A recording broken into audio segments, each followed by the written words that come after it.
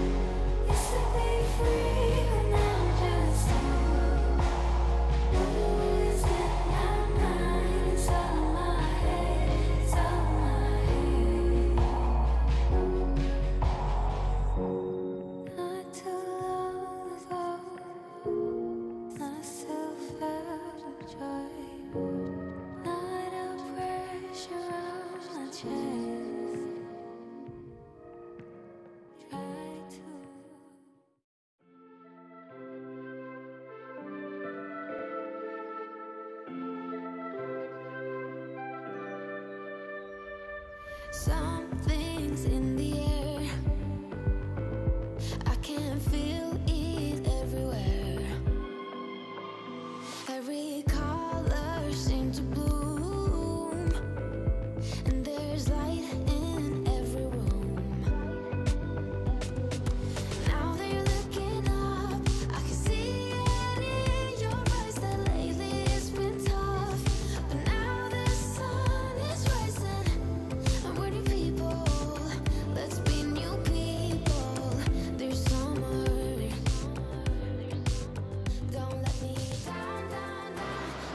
Boah, viele hier vorne auch.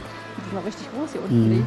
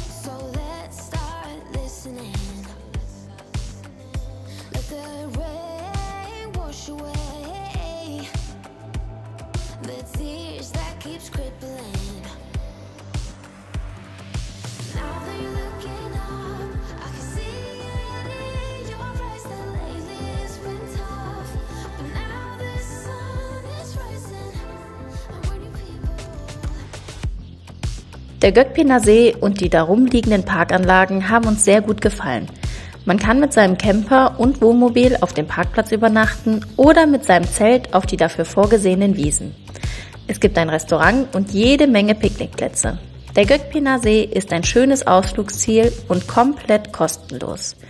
Diese und weitere tollen Sehenswürdigkeiten, Informationen zu Routen und Stellplätzen könnt ihr euch auch gerne auf unserem Blog unter onecoupleonejourney.de ansehen.